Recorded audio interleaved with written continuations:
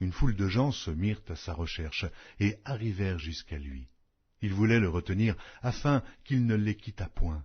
Mais il leur dit, « Il faut aussi que j'annonce aux autres villes la bonne nouvelle du royaume de Dieu, car c'est pour cela que j'ai été envoyé. » Et il prêchait dans les synagogues de la Galilée. Évangile de Luc, chapitre 5.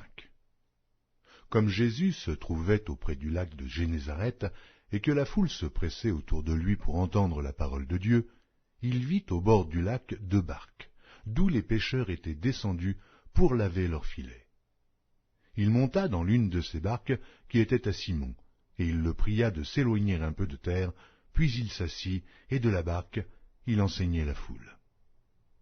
Lorsqu'il eut cessé de parler, il dit à Simon, « Avance en pleine eau, et jetez vos filets pour pêcher. » Simon lui répondit, « Maître, nous avons travaillé toute la nuit, sans rien prendre, mais, sur ta parole, je jetterai le filet. » L'ayant jeté, ils prirent une grande quantité de poissons, et leurs filets se rompaient. Ils firent signe à leurs compagnons, qui étaient dans l'autre barque, de venir les aider. Ils vinrent, et ils remplirent les 2 barques, au point qu'elles enfonçaient. Quand il vit cela, Simon-Pierre tomba aux genoux de Jésus et dit, « Seigneur, retire-toi de moi, parce que je suis un homme pécheur. » Car l'épouvante l'avait saisi, lui et tous ceux qui étaient avec lui, à cause de la pêche qu'ils avaient faite. Il en était de même de Jacques et de Jean, fils de Zébédée, les associés du Simon. Alors Jésus dit à Simon, « Ne crains point, désormais tu seras pêcheur d'hommes. » Et, ayant ramené les barques à terre, ils laissèrent tout et le suivirent. Jésus était dans une de ces villes, et voici, un homme couvert de lèpre, l'ayant vu, tomba sur sa face et lui fit cette prière, « Seigneur, si tu le veux, tu peux me rendre pur. » Jésus étendit la main, le toucha et dit, « Je le veux, sois pur. » Aussitôt la lèpre le quitta. Puis il leur ordonna de n'en parler à personne. Mais, dit-il, va te montrer au sacrificateur et offre pour ta purification ce que Moïse a prescrit afin que cela leur serve de témoignage. Sa renommée se répandait de plus en plus et les gens venaient en foule pour l'entendre et pour être guéris de leur maladie. Et lui, il se retirait dans les déserts et priait. Un jour, Jésus, enseigné des pharisiens et des docteurs de la loi, était là assis, venu de tous les villages de la Galilée, de la Judée et de Jérusalem, et la puissance du Seigneur se manifestait par des guérisons. Et voici, des gens portant sur un lit un homme qui était paralytique cherchaient à le faire entrer et à le placer sous ses regards. Mais comme ils ne savaient par où l'introduire à cause de la foule, ils montèrent sur le toit, et ils le descendirent par une ouverture, avec son lit, au milieu de l'assemblée devant Jésus.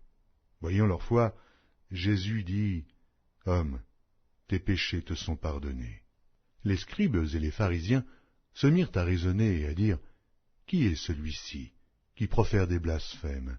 Qui peut pardonner les péchés si ce n'est Dieu seul ?» Jésus, connaissant leurs pensées, prit la parole et leur dit, « Quelle pensée avez-vous dans vos cœurs? Lequel est le plus aisé de dire « Tes péchés te sont pardonnés » ou de dire « Lève-toi et marche » Or, afin que vous sachiez que le Fils de l'homme a sur la terre le pouvoir de pardonner les péchés, je te l'ordonne, dit-il au paralytique. Lève-toi, prends ton lit, et va dans ta maison. Et à l'instant, il se leva en leur présence, prit le lit sur lequel il était couché, et s'en alla dans sa maison, glorifiant Dieu. Tous étaient dans l'étonnement, et glorifiaient Dieu. Remplis de crainte, ils disaient, « Nous avons vu aujourd'hui des choses étranges. » Après cela, Jésus sortit, et il vit un publicain nommé Lévi, assis au lieu des péages, et lui dit, « Suis-moi. » Et, laissant tout, il se leva et le suivit. Lévi lui donna un grand festin dans sa maison, et beaucoup de publicains et d'autres personnes étaient à table avec eux. Les pharisiens et les scribes murmurèrent et dirent à ses disciples, « Pourquoi mangez-vous et buvez-vous avec les publicains et les gens de mauvaise vie ?» Jésus, prenant la parole, leur dit, « Ce ne sont pas ceux qui se portent bien qui ont besoin de médecins, mais les malades. Je ne suis pas venu appeler à la repentance des justes, mais des pécheurs. » Ils lui dirent, les disciples de Jean, comme ceux des pharisiens, jeûnent fréquemment et font des prières, tandis que les tiens mangent et boivent.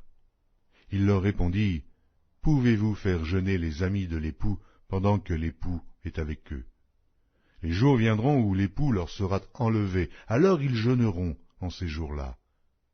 Il leur dit aussi une parabole.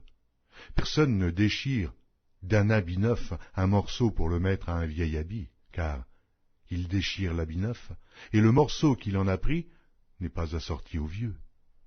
Et personne ne met du vin nouveau dans de vieilles outres, autrement le vin nouveau fait rompre les outres.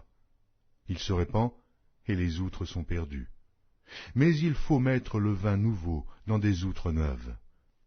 Et personne, après avoir bu du vin vieux, ne veut du nouveau, car il dit, le vieux est bon. Évangile de Luc, chapitre 6. Il arriva un jour de Shabbat appelé second premier, que Jésus traversait des champs de blé. Ses disciples arrachaient des épis et les mangeaient après les avoir froissés dans leurs mains. Quelques pharisiens leur dirent, « Pourquoi faites-vous ce qu'il n'est pas permis de faire pendant le Shabbat ?» Jésus leur répondit, « N'avez-vous pas lu ce que fit David lorsqu'il eut faim, lui, et ceux qui étaient avec lui? Comment il entra dans la maison de Dieu, prit les pains de proposition, en mangea, et en donna à ceux qui étaient avec lui. Comment il entra dans la maison de Dieu, prit les pains de proposition, et mangea, et en donna à ceux qui étaient avec lui, bien qu'il ne soit permis qu'aux sacrificateurs de les manger? Et il leur dit, le Fils de l'homme est maître même du Shabbat. Il arriva un autre jour de Shabbat que Jésus entra dans la synagogue et qu'il enseignait. Il s'y trouvait un homme dont la main droite était sèche. Les scribes et les pharisiens observaient Jésus pour voir s'il ferait une guérison le jour du Shabbat. C'était afin d'avoir sujet de l'accuser. Mais il connaissait leurs pensées, et il dit à l'homme qui avait la main sèche, « Lève-toi et tiens-toi là au milieu. » Il se leva et se tint debout. Et Jésus leur dit, « Je vous demande s'il est permis le jour du Shabbat de faire du bien ou de faire du mal, de sauver une personne ou de la tuer. » Alors, promenant ses regards sur eux tous, il dit à l'homme, « Étends ta main. » Il le fit, et sa main fut guérie.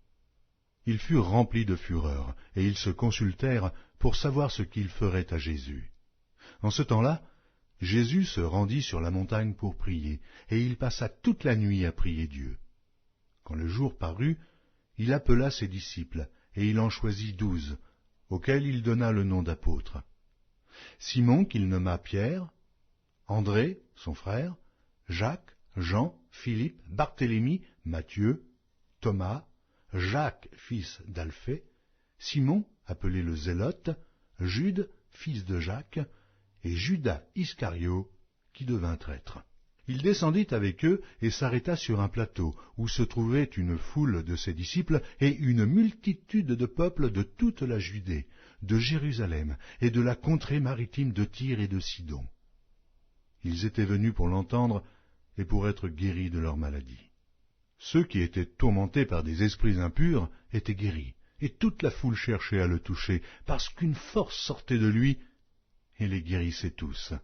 Alors, Jésus, levant les yeux sur ses disciples, dit, « Heureux, vous qui êtes pauvres, car le royaume de Dieu est à vous.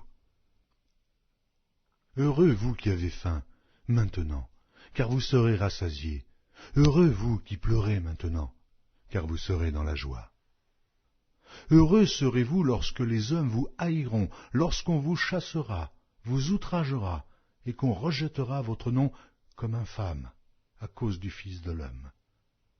Réjouissez-vous en ce jour-là et tressaillez d'allégresse, parce que votre récompense sera grande dans le ciel, car c'est ainsi que leur Père traitait les prophètes.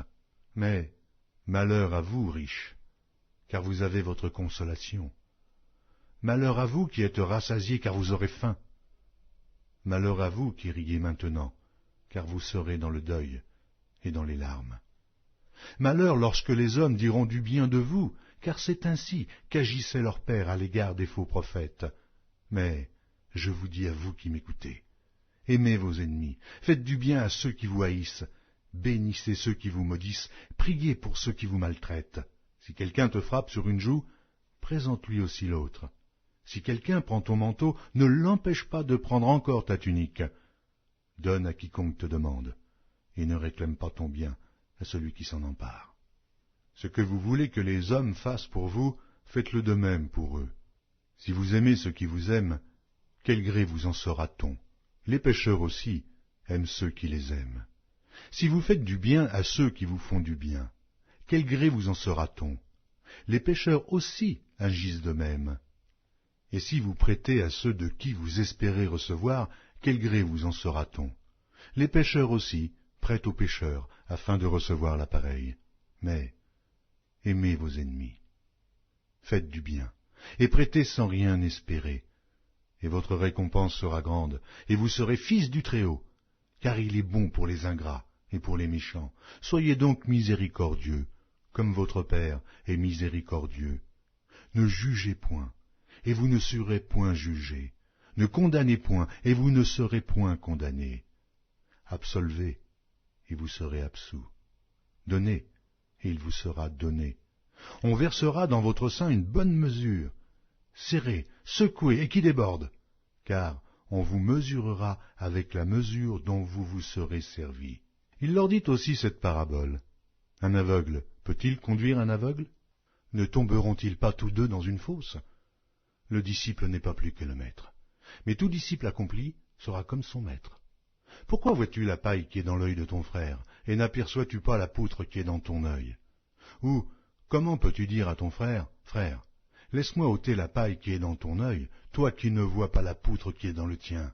Hypocrite, ôte premièrement la poutre de ton œil, et alors tu verras comment ôter la paille qui est dans l'œil de ton frère.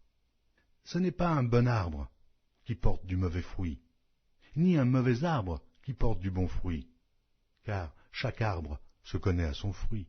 On ne cueille pas des figues sur des épines, et l'on ne vendange pas des raisins sur des ronces. L'homme bon tire de bonnes choses du bon trésor de son cœur, et le méchant tire de mauvaises choses de son mauvais trésor, car c'est de l'abondance du cœur que la bouche parle. Pourquoi m'appelez-vous Seigneur, Seigneur, et ne faites pas ce que je dis? Je vous montrerai à qui est semblable tout homme qui vient à moi, entend mes paroles et les met en pratique. Il est semblable à un homme qui, bâtissant une maison, a creusé profondément, et a posé le fondement sur le roc. Une inondation est venue, et le torrent s'est jeté contre cette maison, sans pouvoir l'ébranler, parce qu'elle était bien bâtie. Mais celui qui entend et ne met pas en pratique est semblable à un homme qui a bâti une maison sur la terre, sans fondement. Le torrent s'est jeté contre elle, aussitôt elle est tombée, et la ruine de cette maison a été grande. Évangile de Luc, chapitre 8. Ensuite, Jésus allait de ville en ville et de village en village, prêchant et annonçant la bonne nouvelle du royaume de Dieu. Les 12 étaient avec lui, et quelques femmes qui avaient été guéries d'esprits malins et de maladies. Marie, dite de Magdala, de laquelle étaient sortis 7 démons. Jeanne, femme de Jusa, intendant d'Hérode, Suzanne et plusieurs autres qui l'assistaient de leurs biens. Une grande foule s'étant assemblée, et des gens étant venus de diverses villes auprès de lui, il dit cette parabole. Un semeur sortit pour semer sa semence. Comme il semait, une partie de la semence tomba le long du chemin. Elle fut foulée aux pieds, et les oiseaux du ciel la mangèrent. Une autre partie tomba sur le roc. Quand elle fut levée, elle sécha, parce qu'elle n'avait point d'humidité. Une autre partie tomba au milieu des épines. Les épines crurent avec elle, et l'étouffèrent. Une autre partie tomba dans la bonne terre. Quand elle fut levée, elle donna du fruit, au centuple. Après avoir ainsi parlé, Jésus dit à haute voix, que celui qui a des oreilles pour entendre, entende. Ses disciples lui demandèrent ce que signifiait cette parabole. Il répondit, « Il vous a été donné de connaître les mystères du royaume de Dieu. Mais pour les autres, cela leur est dit en parabole, afin qu'en voyant, ils ne voient point, et qu'en entendant, ils ne comprennent point. Voici ce que signifie cette parabole. La semence, c'est la parole de Dieu. Ceux qui sont le long du chemin, ce sont ceux qui entendent. Puis le diable vient et enlève de leur cœur la parole de peur,